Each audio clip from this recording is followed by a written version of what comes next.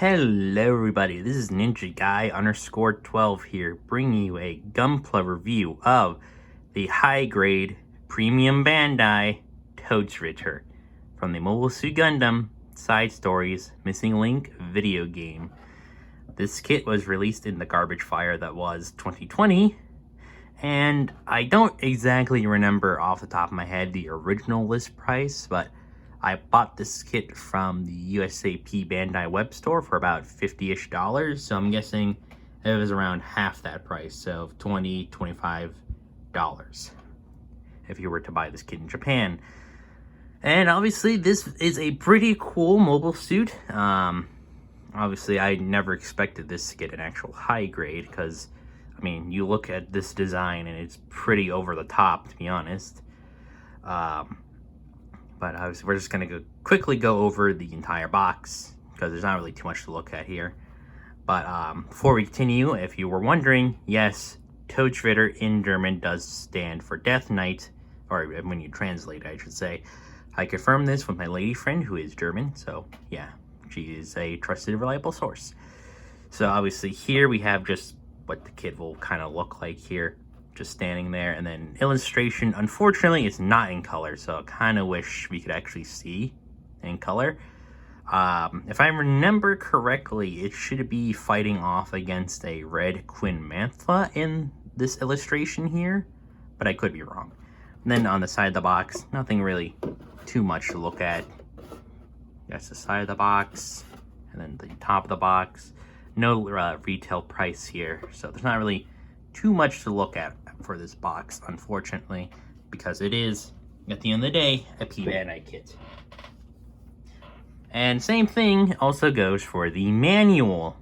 So this is an entirely new kit.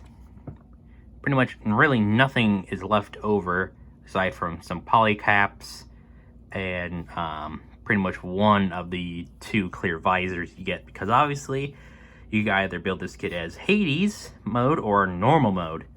So this goes over the parts list, the stickers, and then just gets right into the construction with not really too much else going on here. The only thing obviously of note is the color guide. I'm trying to get a nice close-up there so you guys can see, so that if you want to get the kit 100% color accurate, you can just go ahead and use this color guide. But with that out of the way, let's actually take a look at the Todesritter itself. And here is the completed high-grade Todesritter out of the box with the stickers applied and some extra detail painting and some panel lining. The detail painting being some of the metallic Sharpies that I use, mostly just for these areas of the kit here. So, yeah, I probably shouldn't have put it so far away from the camera, but yeah. This kit is, the best way I can really sum up this kit is, it's good, but it does have some issues, at least for my kit. I don't know if you guys have had some issues with this kit, but I already had a couple issues with my kit. For one thing being, you see the backpack there, that's because this kit cannot stand on its own with that backpack. For some reason, the legs are just too weak, and the torso just loves to pop off every 5 seconds. So that's why I have the backpack removed. And it's just not really stable. Pretty much here on the back skirt, where this kind of power hose is there, it loves to come off a lot, and I had to basically put that together again.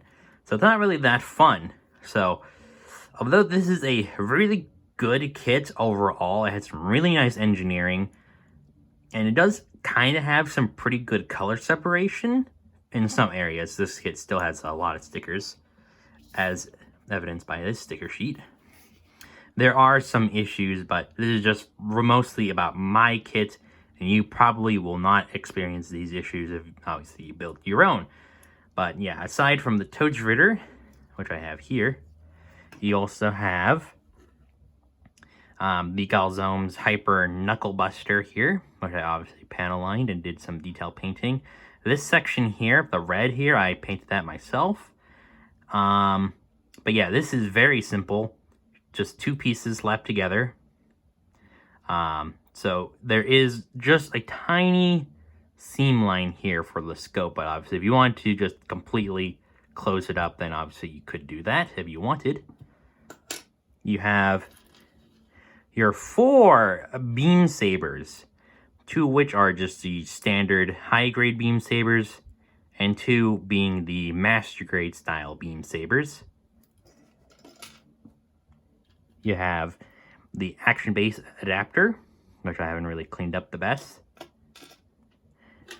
The very disappointing shield with some really bad stickers here on the front. Some more detail painting there. We have this whole backpack apparatus here. With some stickers here. But yeah, this is also where some of the problems also arise from this kit, is this backpack. And then what I'm not showing you is the included wires that you get. So basically you get 2 very long wires, but I've cut them in half, so I basically have 4 of these wires, but they're not really that great, to be honest. And then basically out of the leftover parts, which there really isn't, aside from some polycaps, this is ultimately what you'll have left over, is a clear visor piece, which you could try and use for something, but obviously it's going to require some modding if you want to actually use this clear visor piece.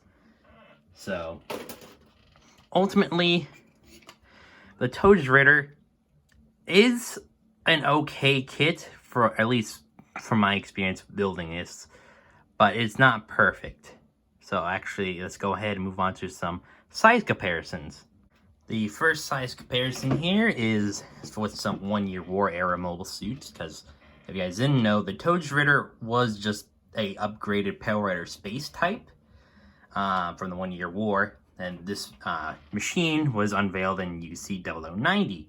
But obviously here it is next to some 1 Year War suits. One of my favorite high grades ever, the high grade Gelgoog/Gelgoog cannon set, which I have just the Gelgoog cannon. They revived Gunpla Gundam, so you can see it's pretty towering. So if there's one thing this kid got, it's size. Here is the Todesritter next to some Zeta era mobile suits. They revived Gundam Mark II, the HGUC version, and the revived Hyakushiki. So obviously slightly taller than the Gelgoog and the RX-78-2, but still not as tall as the Todesritter itself. And as for the final size comparison, here it is next to my real grade Sasbi, which is obviously from 0093, so 3 years after this suit came out, at least timeline wise. And then here it is next to my little high grade Landman Rhodey. So as you can see, getting the Todesritter is going to be quite impressive, but still, a lot of the suits from like Unicorn and just Charge Counterattack are still going to be a little bit taller than the Todesritter itself. Now let's go ahead and go over all the articulation, the stickers, and some of the accessories in detail. So, starting off with all the stickers you have, which obviously, as I showed earlier, here's our giant Mahusive sticker sheet. However, you're not going to be using all of this because obviously half is for normal mode, the other half is for Hades mode. And if you have this in normal mode, you won't be using nearly as many stickers, as some of them actually have gray pieces. So like underneath this white section here, there's a gray piece. Underneath this gold sticker here, there's a gray piece. Under this gold sticker, there's another gray piece. So there's a lot of areas where there are actual pieces, but that's for normal mode. In Hades mode, you have to use all these kind of crappy stickers. Again, not all of them are bad. The one here on the kind of crotch section is pretty bad, which obviously I have the action-based adapter on it. Yeah, there's not really too many other bad stickers. The only other bad one, I think, is the one on the shield, which is pretty disappointing. But otherwise, yeah, it's not too bad for the stickers. So let's go ahead and go over the articulation. So the head moves up to about there, which is not too much. down all the way to there, some side to side, and a little bit of rotation, but it won't really go all the way around, unfortunately. The torso could go forwards and backwards quite a bit, and has some side-to-side movement. And if you're careful, you can rotate it. I'm trying to be as careful as possible so I don't pop off the torso, because it does like to, if I can, pop up quite easily, actually. So put that back. The arms can move forward to there, so forward to there, back, not too much. The shoulder has the gimmick with the little sub arm here. This does have some articulation. That's just to open up and have the hyper beam sabers in there, which I'll show off in a little bit. So if we close that back up. This side flap here can move up and down, which allows the arm to go up to about 45 degrees. So that could have been maybe improved, but considering the design of the shoulder, yeah, I don't think it was going to go any higher than that. You do have full rotation though. The kind of connection for the upper arm to the shoulder is very unique. The fact that it kind of has a lock and key mechanism where, like, unless you have it in a specific angle, the arm will just pop off, which is pretty cool. And so with the arm, you get about a pretty good bend, and then you also have some extra wrist movement. If I could actually do that, there we go. But the arms also have a gimmick where they could actually, if I can, pop, basically move down a little bit to get you even more bend. It also helps with posing with the hyper knuckle buster. So that is pretty cool. The front skirts mold together, but they could be easily clipped apart, so you can have individual front skirt movement. They move up like so. Side skirts move up to about there, which is about far enough. Back skirt is similar to the front skirt, where that you can clip them apart, but there is, if I can show you, a extra piece of plastic right there that you'll need to cut if you want to make the back skirts fully independent, not moving together. The waist has a kind of extra joint there to move the legs forward. The legs can move forward all the way like there. Back, not so much. Out to the side, pretty good. And, you know, it's holding up pretty well, though I'm pretty sure over time it's going to get a little bit loosened down by gravity. Got full rotation as long as you kind of move the leg up a little bit. Bend at the knee, about 90 degrees, though. Like the arms, there's a gimmick here where if you see this kind of back flank or back section here, you could pull this down. So let me show you. That's what it is before. There it is down. And then suddenly, oh.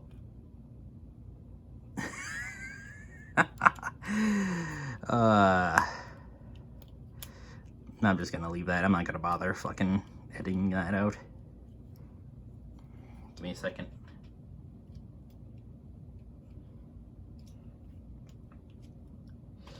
Well, as long as it doesn't pop off, here is your full leg bend, which is obviously a lot better now. So let's pretend that totally wasn't on purpose.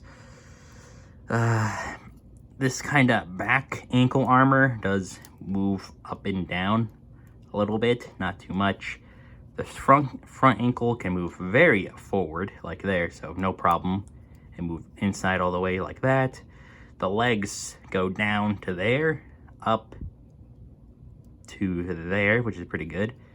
Side to side a little bit, and then a little bit of rotation with, I don't know if this is supposed to be there, but you have pretty much full detail aside from this kind of insert section. So, I mean, if you want, you can fill that in, though I'm not sure if it's supposed to actually be there or not. That's pretty much the articulation of the actual suit. I'm going to go over the backpack now. I'll put that off to the side. Here is our backpack, which we have some ball joints here for the hyper beam saber / beam guns here, which is pretty cool. So you got some rotation there. Oh yeah, you also have some extra stickers here. These two really long ones. Sticker here, sticker there. These kind of wing-like segments can go forward all the way to there. They can rotate pretty much all the way and come off, which this one loves to pop off quite easily, so it's not really uncommon for me for this to pop up every 5 seconds, but you can still rotate over here as well. Aside from just this section here, you could also rotate the wing itself. The incom / tri-blade looking weapons come off pretty easily, but when they're on there, they're pretty much gonna rotate a little bit if they could stay on. And then these fuel tanks aren't on ball joints, so they'll kind of go inwards and outwards a little bit and then move forward, backward to there. So that's pretty much it for the articulation. We kind of go over all the accessories. So on the mobile suit itself, we have the 2 beam sabers, which technically, if you wanted to, you could actually just use the beam sabers as like kind of a beam tonfa. So just kind of plug it in like so. It's kind of hard to do this with the camera in front of me, but there you go. There's your beam tonfa, but obviously it's supposed to be in the hand, so you just pop that off. Put this into our only hand options, which are just closed fists, or not closed fists, but holding hands. And just like that. So very secure, very sturdy beam saber. And if you look at the handle, it is super tiny. And the fact that it doesn't pop off or anything like that, it's actually pretty impressive. So very happy to see that. Go ahead, put this back onto here. Take out the beam saber if I can. There we go. And then we move on back to the backpack real quick, just so I can show off the beam guns, which I have modded so that I could actually use them as beam guns. Take my little high-grade beam saber and just shove it right in there into the hole I put in there, and there you go, little beam gun. Though obviously, if you had the much shorter beam saber, which is included with like the Leo or something, then yeah, you could actually do that. As the wing section falls off, this one never came off before. I guess both my wing segments are weak. And then to use the hyper beam saber, you take them out, which are very nice. Unfortunately, the hands we have can't actually hold on to them, which is fine, to be honest. Take your included 1/100 scale beam sabers, put that right in there, show off the gimmick and the shoulders again. We open up the claw section like so, find the tab, put the tab inside, close the claw back up, and there you go.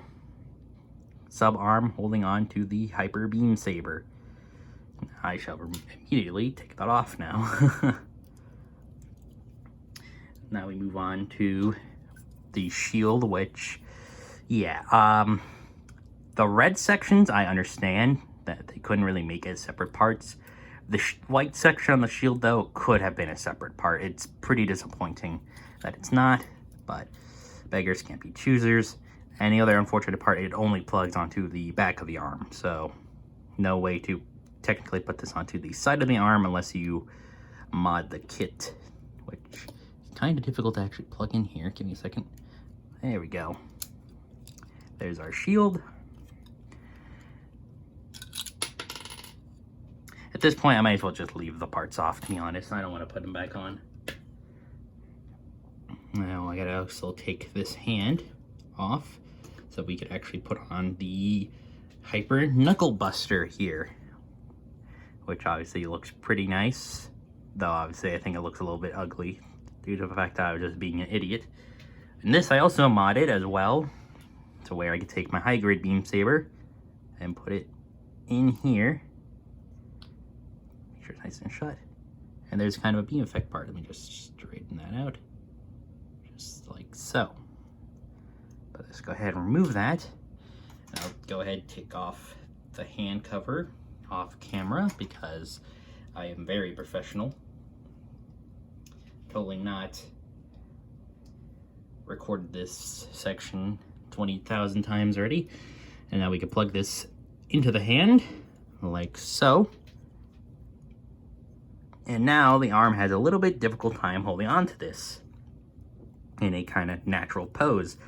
But now we just kind of extend the arm, and suddenly, now it's super easy to actually pose with this, so don't think about it. But yeah, very nice. Obviously, going to require a lot of painting if you want to make this look completely color accurate, at least to the promotional pictures. But yeah, this is a pretty cool gun though. And then finally, I'm going to show off the final gimmick, which is obviously the incoms, which I only show with one of them because, like I mentioned earlier, the wires that you get included with this kit are pretty garbage. So take off your incom. Go ahead, put that on there. Then take your wire. There's a hole there. Shove it as deep as you can. That's possible. And then with the other end, you have a hole that you can plug it into if it wants to, but right now it's deciding not to. And there you go. Yeah, I don't think I really need to go further on about how not great these wires are. So if there's one thing I would recommend with this kit is getting some bigger or just stronger wire just to hold these up, because these are surprisingly heavy. And Bandai didn't think to give you some actual decent wires for these. So that's pretty much it for all the accessories. So overall, it's quite a lot, though obviously, at least with my kit, it's not the most stable kit ever. And now to finally kind of wrap up this review, and I'm actually kind of show off some, or not really show off something, but a kind of special announcement. Obviously, the question that's left to be asked is, do you want to have this kit in your collection? And if you are an absolute fan of Missing Link, love Pale Riders, or like this design, then I say yes, go for this kit. Even though I was kind of disappointed in some areas because of how kind of loose the kit is for at least my kit. Probably won't be the same for your kit, but yeah, although this kit is kind of loose, I still love this kit. I just love the design, and obviously I went ahead and modded it, did some detail painting, did some panel line work, and it looks great. But it's kind of hard to recommend this kit as well, just because of the fact that, like, A, it's a P-Bandai kit, B, it has a crap ton of stickers, and C, it's not entirely color accurate either, because obviously of the amount of stickers. The one thing I really was disappointed about for this kit was just the fact that this section of the shield was just a sticker instead of a piece, because this is a newly molded shield specific to this kit, and they couldn't bother giving you a white piece for the shield. So that was the only part I was really disappointed with this kit. All the loose parts and everything that I've been experiencing, that could all be fixed with just some glue. And again, pointing this out there, it might not be as loose as my kit, but obviously my kit is just a little bit looser. So you might not have this problem, but I've been dealing with it, so I have to glue in some parts for sure, just so it won't just keep falling apart every 5 seconds. But do I recommend this kit? I say, yeah, it's actually a very fun and very unique kit to build, to be honest. It was very exciting, and I obviously love the Todesritter design, so ultimately, that's why I wanted to get this kit. And although I was slightly disappointed by the shield, everything else was pretty fun. And pretty much I'll be keeping this on an action base permanently or in my box. Before I actually end this review, I wanted to go ahead and do something a little bit different for all my reviews going forward, is that I'm going to actually let you guys decide on what I should review next, because I do have quite a lot of kits. So obviously I want to be able to review them all for you guys. So I have 3 kits for you guys to decide on which one you want me to go and build or next, or just review, because some of them are already built, some of them are just in the box.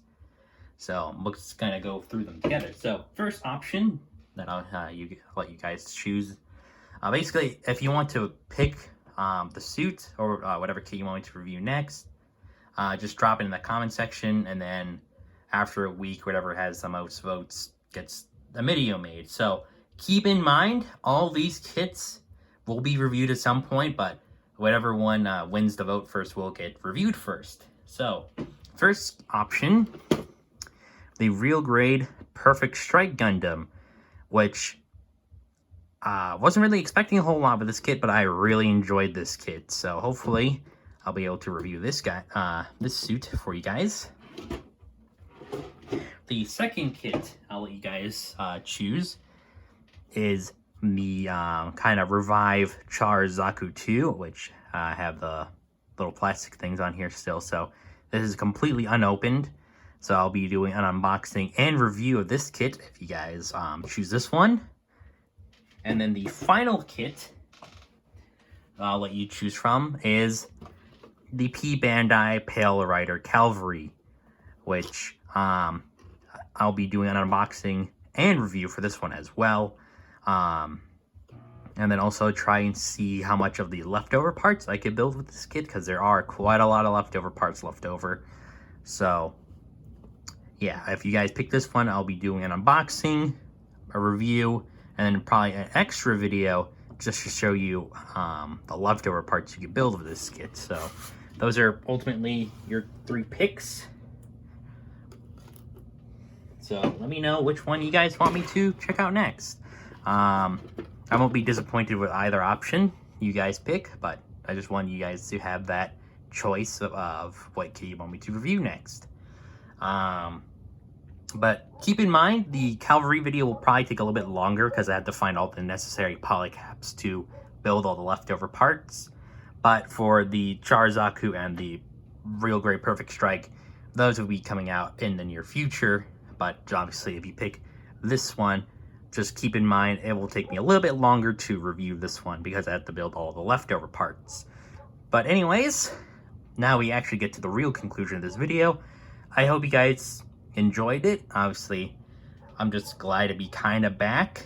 Obviously, you guys haven't really heard from me in a while, but hopefully you guys are doing well and having, you know, a great time. I hope to see you guys in the foreseeable future reviewing one of these 3 kits for you guys. So take care, everyone. Have a good day.